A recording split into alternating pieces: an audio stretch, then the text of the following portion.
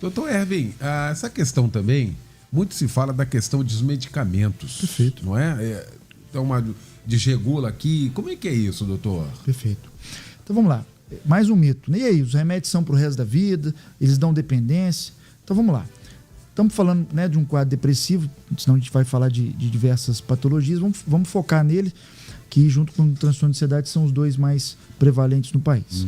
Quando a gente preenche um critério médico e o psiquiatra faz, né, esse diagnóstico, você tem que descartar causas clínicas, né? Alteração de tireoide pode dar sintomas parecidos. Então a síndrome depressiva ela não é só da depressão. Pode ser um efeito colateral de um remédio a longo prazo. Enfim, então o médico ele tem o dever de saber descartar outras patologias que possam dar sintomas diferentes, parecidos, mas que têm algumas diferenças. Seguindo, fizemos um diagnóstico. Ok. O nome da classe do remédio que trata tanto o transtorno depressivo quanto um transtorno de ansiedade, por exemplo, um transtorno de pânico, o nome é antidepressivo. É um nome incompleto. Às vezes o paciente chega no consultório, doutor, me passaram um antidepressivo, mas eu não tenho depressão, eu tenho tendo crise de pânico. Então isso tem que dar muito bem pontuado para o ouvinte, porque o nome é incompleto pelo seguinte: na década de 50, 60, começaram os estudos que existe uma alteração em determinados neurotransmissores, serotonina, noradrenalina, que a gente chama de uma teoria biológica, onde esses medicamentos eles vão fazer um ajuste nessas áreas que a gente consegue já ver em pesquisa, como eu falei, mas não mostrar no exame.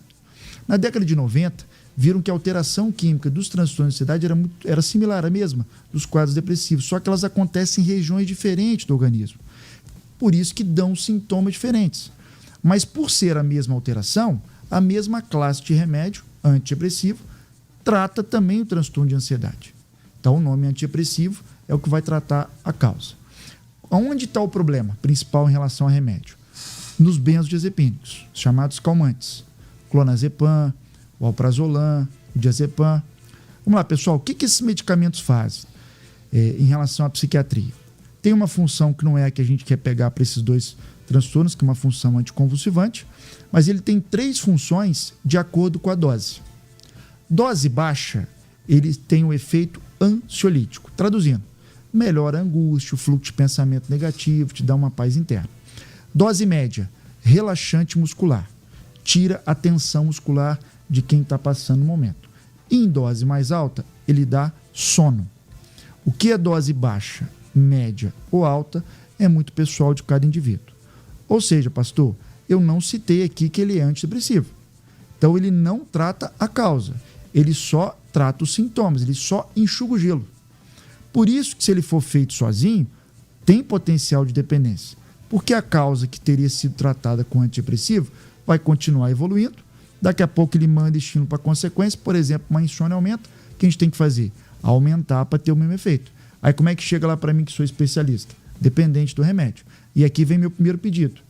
A maior parte dos calmantes dos benzodiazepínicos não é prescrita por psiquiatra.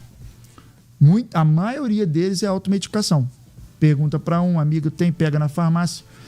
E aí a má fama cai pra gente, né, como psiquiatra. Cuidado se não é psiquiatria, deixa, mas 90% não é feito pela gente. Ali é o contrário, quando ele chega no meu consultório, a gente vai corrigir isso. Ah, mas e aí, Toreb, então não é para ser feito? Claro que ele é para ser feito. Ele está indicado em alguns momentos. Vamos lá, que momento? Vamos pegar um transtorno de pânico. A pessoa está com sintomas físicos, está com insônia. Esse antidepressivo, se ele tiver indicação, só vai, pastor, começar a fazer efeito, em média, 10 a 14 dias depois. E eu não posso deixar esse paciente com insônia, tendo crise de ansiedade. A medicina está feita para melhorar na sua qualidade de vida. Daí que numa dose que não deixa ele dopado nem sonolento, porque se deixar dopado e sonolento significa o quê, pessoal? Que a dose está alta, lembra? Dose baixa ansiolítico, média relaxante muscular, alta dá sono. Se você está dopado e sonolento, é porque a dose está alta, tem que baixar, comunicar ao seu médico. Durante o dia, muitas vezes é colocado na dose ansiolítica e à noite, muitas vezes, para colocar uma dose um pouquinho maior para ajudar no sono. Ok. A partir do momento que o antidepressivo começa a fazer efeito, a tendência, se ele tiver na dose adequada e for o correto para aquele paciente, é de os sintomas irem diminuindo, aliviando. Consequentemente, o sono vai melhorando, as crises vão melhorando. O que eu vou fazendo, pastor?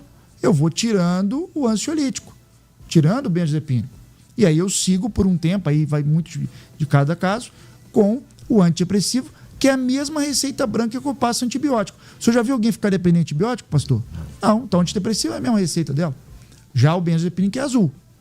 Para ficar mais didático, pessoal, sou motorrino, diagnóstico ao paciente, amidalite bacteriana, dor, febre, infecção de garganta. Quem quer matar a bactéria, pastor? O antibiótico, amoxicilina, clavulin, mesma receita branca do antidepressivo.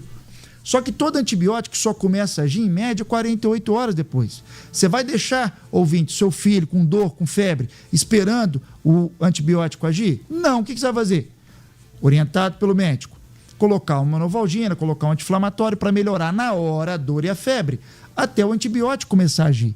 Assim que o antibiótico começar a agir e os sintomas forem cedendo, você vai não precisando, vai ter febre, não vai precisar mais da novalgina, do anti-inflamatório. Para ficar didático, pensa que o antidepressivo nessa relação é como se fosse o antibiótico da infecção e o calmante, né, o benzodiazepínico, é como se fosse a novalgina. O problema, como eu acabei de dizer, grande parte dos pacientes estão tratando a infecção de garganta com novalgina e não com antibiótico. Mesma coisa do nosso lado, estão tratando com calmante sem o antidepressivo. E o que potencializa o tratamento? Tanto do quadro depressivo quanto do quadro de ansiedade. Psicoterapia e atividade física regular. São tão quanto importantes o medicamento. Um artigo importantíssimo saiu científico do JAMA, que é o Jornal Americano de Medicina. Ele fez a seguinte pergunta de pesquisa: qual é a dose de atividade física para de fato ter um impacto sustentado na melhoria de saúde mental? Ele chegou na conclusão que 5 dias em 7 na semana, fazendo 30 minutos de atividade física moderada, por exemplo, andar rápido. Então a senhora vai abrir a porta de casa, vai contar 15 minutos andando rápido e vai voltar 15 minutos. 5 dias da semana em 7, fazendo isso por um ano, foi demonstrado que você reduz 25% dos seus sintomas depressivos e ansiosos. Olha. Se você fizer metade disso, você reduz 17% ao longo de um ano. Isso é rápido, fácil, barato. Então fica aí como uma última orientação e sugestão para você ouvinte. Até a próxima. Um bom fim de semana a todos.